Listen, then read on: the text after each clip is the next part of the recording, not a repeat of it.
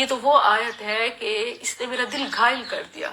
یقین کیجئے کہ میں جب رات کو مطالعہ کر رہی تھی تو میں نے سبق کا آغاز بھی آپ دیکھیں کہ اسی سے ہو رہا ہے، وقال الملک اتونی بھی، اور پھر درمیان میں اس سارے ایموشنل ایک سٹوری ہے اور ایک جذباتی باتیں ہیں، ایمان کی بیداری ہے، خواتین کی آگاہی ہے۔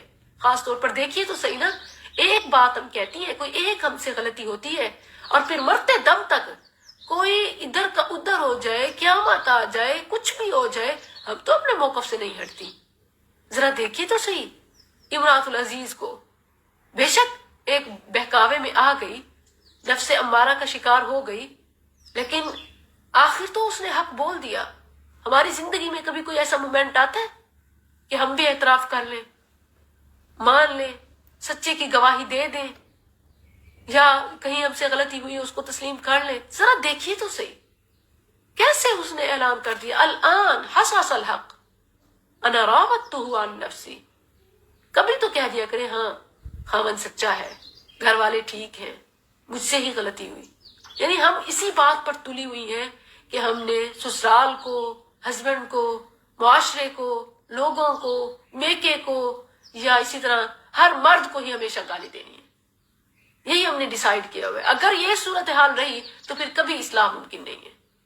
ایک تو مجھ پہ واقعی یہ ایلیگیشن ہے کہ آپ ہمیشہ عورتوں کو ہی جھوٹا کہتی ہیں، اور یہ بھی ساتھ کہا گیا ہے کہ آپ مرد جو ہیں وہ ہمیشہ میل اسکالرز اٹھا کے دیکھ لیں، وہ عورتوں کو فیور دیتے ہیں، اور عورتیں جتنی بھی ہیں وہ ہمیشہ میلز کو کریڈٹ دیتی ہیں۔ بات یہ ہے کہ دونوں ٹھیک کرتے ہیں۔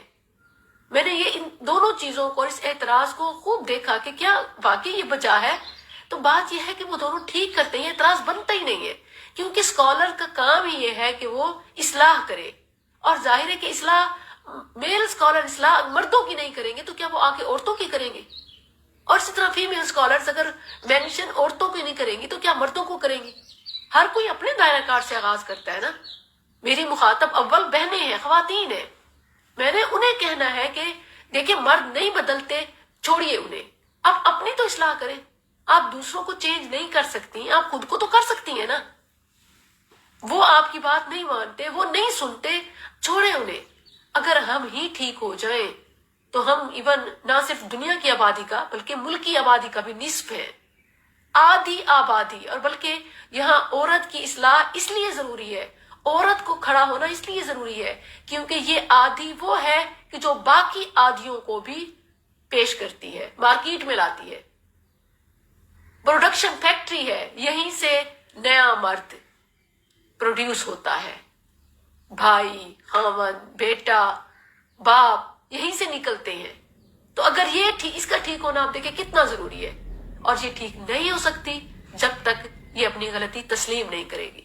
مثال ہے سامنے امراۃ العزیز کی، بالآخر تو کہہ دیا، ہمارا وہ بالآخر کب ہوگا؟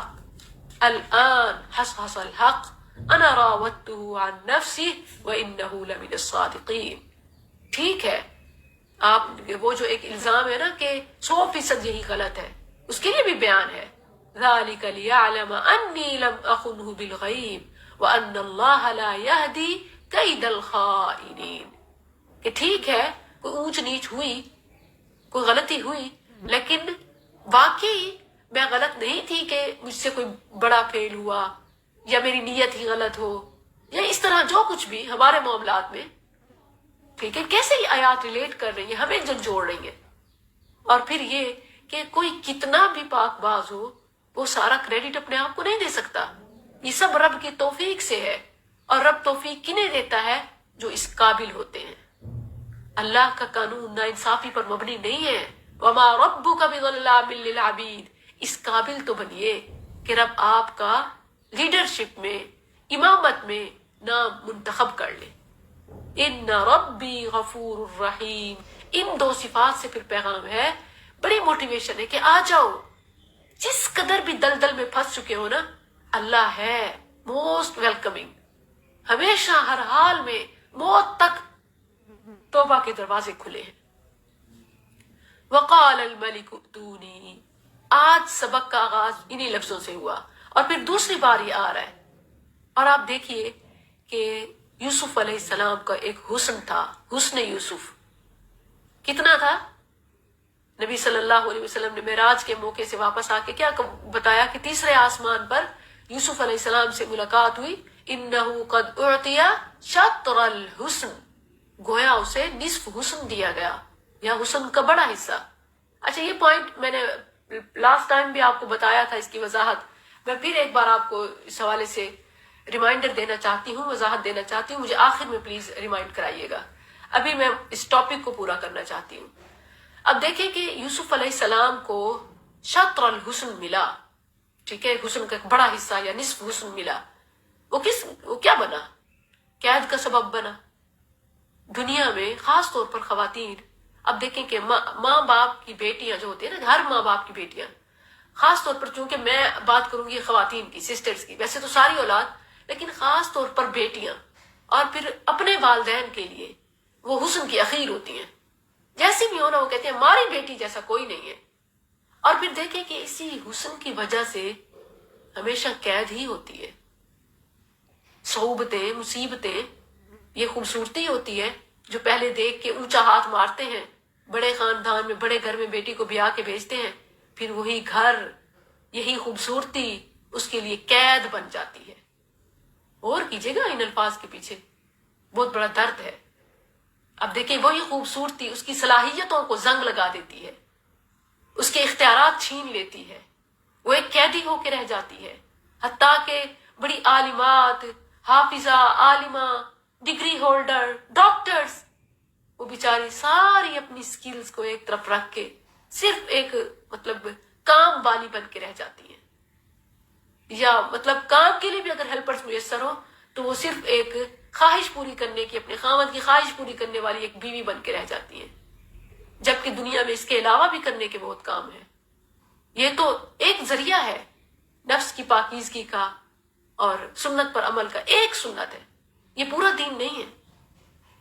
اب یہی خوبصورتی ہو، یہی مال ہو، دنیا کی جتنی بھی مادی چیزیں ہیں، خاندان ہو، بیک گراؤنڈ ہو، اسٹیٹس ہو، حسب نسب ہو، فیملی ہو، یہ تمام دنیا کی جتنی بھی نعمتیں بھی آپ کہیں، جتنی بھی چیزیں ہیں، یہ ہمیشہ قید کا ہی سبب بنتی ہے، مصیبت کی ہی وجہ بنتی ہے. یوسف علیہ السلام کو دیکھ لیں، حسن، نصف حسن، وہ قید کا سبب بنا، مصیبت میں ڈالا.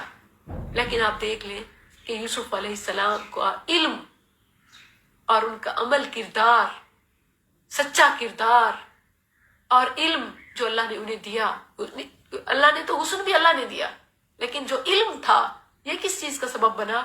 عزت کا، تخت کا اور برات کا، صداقت کا اور رہائی کا. تو کام کس پہ کرنا ہے؟ یہاں میں اپنی بہنوں سے ہوں کہ دیکھیں کام کس اسکل پہ کرنا چاہیے. خوبصورتی پہ کرنا چاہیے، پارلر کے چکر ہی ختم نہ ہو اور بس آئے روز سارا پیسہ، سارے وسائل، سارا ٹائم آپ اسی گورے رنگ پہ کرتی جائیں، ڈے اینڈ نائٹ. آپ کے جو کچھ بھی ہو رہا ہے یہ تباہی کی وجہ ہے، یہ ہمیشہ پریشانی میں ڈالتا ہے. سمجھتی ہے نا کہ بڑی چٹی ہو جائیں گی، بڑی خوبصورت ہو جائیں گی تو خاوند کو مٹھی میں کر لیں گی یا معاشرے کو اسیر کر لیں گی. غلط فہمی ہے. حسن یوسف سے بڑا آپ کے کتنا حاصل کر لے گی، سارے وسائل، ساری محنت، ساری کوشش بھی کر لیں، یوسف علیہ السلام کے حسن کی شاید ہاں کو بھی نہ پہنچ سکے. اور ایسے ہی ہے. تو پھر اس طرف توجہ کے بجائے علم پر کام کریں، عمل پر کام کریں جو دنیا میں بھی عزتوں کا. اب دیکھیں کہ علم کی شان یہ ہے کہ قید سے نکالنے کا سبب بنا، رہائی کا سبب بنا. اور اگر دنیا میں یہ شان ہے تو آخرت میں کتنی شان ہوگی. تو ہم اپنا وقت برباد مت کریں ان پالرز کے چکر میں. جو جیسے اللہ نے بنایا نا اسی کو مینٹین رکھیں اور ایک ہیلدی روٹین رکھیں. 5 بار اگر آپ اچھے طریقے سے 3 بار چہرے کو دھوتی ہیں، وضو کے اعضاء کو دھوتی ہیں اور آپ غسل کرتی ہیں باقاعدگی سے، آپ صاف ستھری رہتی ہیں، الطہور شطر الایمان کی آپ پہلی مصداق بنتی ہیں، تو آپ کو ضرورت ہی نہیں ہے دوسرے جھنجھٹوں کی. اور پھر اگر آپ نماز، روزہ اور اسی طرح فرائض کی پابندی کرتی ہے تو روشنی اندر سے پھوٹتی ہے، گلو اندر سے آتا ہے. اللہ اکبر، کتنے خوبصورت پیغامات